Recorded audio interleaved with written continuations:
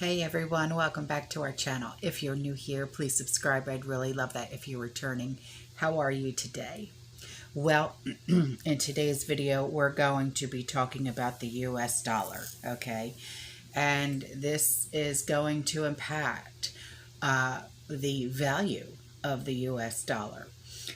What's going on right now is Cuba's central bank is suspending the US dollar deposits nationwide, and this is the officials cite embargo obstacles. Okay, Cuba is not the only country that is not, they are no longer accepting the US dollar. Okay, so Cuba, the island country located where the Caribbean Sea, the Gulf of Mexico, and the Atlantic Ocean, they meet, right? Okay. And it said this week the US dollars will be suspended in the country. The mandate comes from the country's central bank, and foreign tourists have been told to leave US dollars at home while visiting. The announcement was invoked at a roundtable discussion that was aired on state-sponsored Cuban television. In view of the obstacles that the U.S. embargo creates for the national bank system to deposit abroad the U.S. dollars that are collected in the country, the decision was made to temporarily suspend deposits in U.S. banknotes in Cuba's bank and financial system. The Central Bank of Cuba, Banco Central de Cuba, BCC, that's what their members are saying now, okay? Yamile, that's Y-A-M-I-L-E, Barraciras, and that's B-E-R-R-A-C-I-R-E-S, and they are the vice president of the BCC, explained during the roundtable discussion that at the beginning of the 44's administration leadership, the U.S. tightened the embargo's grip. The United States had an embargo with Cuba since 1958, and the U.S. has had numerous issues with Cuba during the Eisenhower presidency and the Kennedy presidency as well. After the 2008 crisis, the U.S. and Cuba seemed to gravitate towards friendlier terms during the 44's presidency. Obama presidency. Yeah. So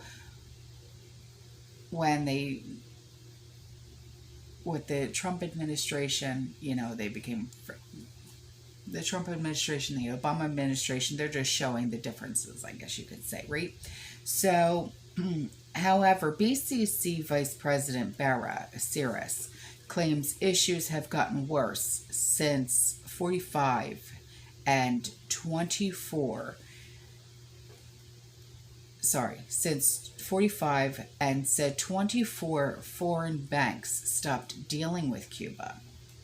Barraciras also said during the roundtable discussion that 95 foreign financial institutions reported on the transgressions of Cuban national banks doing business with counterparties. It is ever more difficult for Cuba to find international banking or financing institutions willing to receive, convert, or process U.S. currency in cash, Barraciras further remarked. People who will be coming into the country during this time will have to arrive with currency other than the dollar. And this was said by Francisco Mayobre Lentz, and that Mayobre is M-A-Y-O-B-R-E, and Lentz is L-E-N-C-E. And this is the BCC's first vice president. Okay, now, of course, after hearing about the USD ban in Cuba, members of the cryptocurrency community wanted Cuba to adopt digital currencies like El Salvador recently did with Bitcoin. It's like a 50-year embargo. It's really depressing, one individual wrote about the Cuba situation with America. Will they take crypto now? Another crypto enthusiast responded to the question and said, I doubt they will want to be the last Latin American country to do so. Now, Minister President of the Cuban Central Bank, Marta Sabina Wilson Gonzalez, explained during the roundtable discussion that Cuba had no choice but to make this decision. We had no choice but to take this measure, which we are explaining at the round table, as we always do when it is a measure that affects the people, who will understand that there is no other option. Unreal. Well, it just goes to show you what Trish has been saying every Friday night when we go live, right? That the US dollar is not worth what it was worth just a few years ago.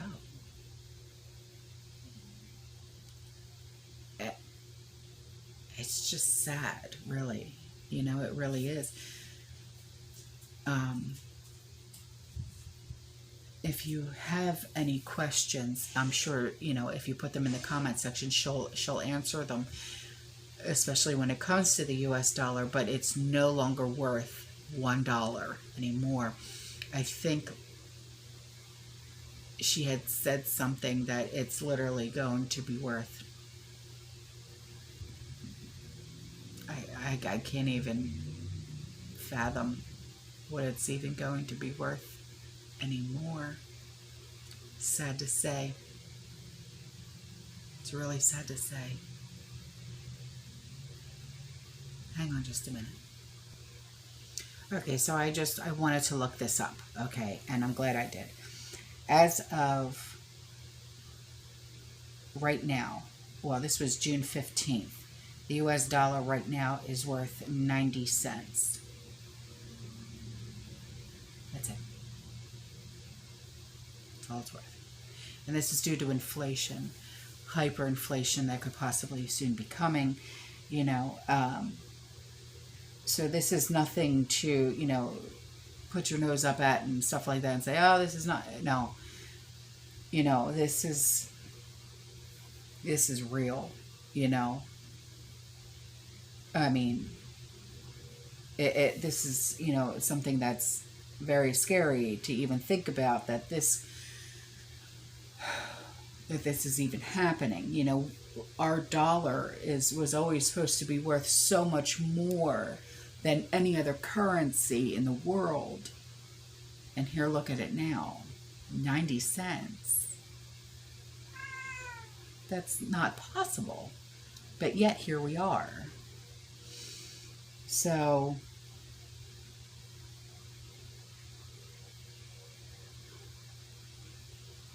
and I'm looking at a graph right now, okay?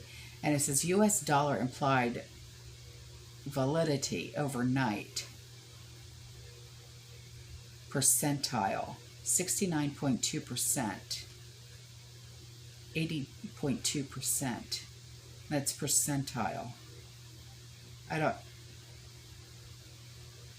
I'm gonna have to put this in the video so you could see what graph I'm looking at, okay? Because this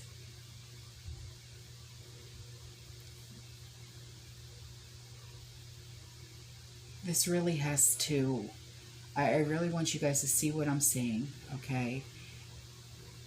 So you know why other countries are saying the US dollar is no good here anymore.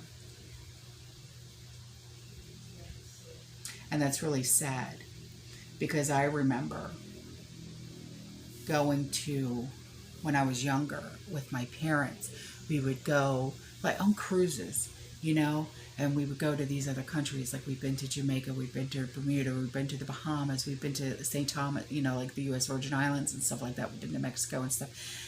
And I remember my father, you know, exchanging our money out for the local money and getting back an insane amount more.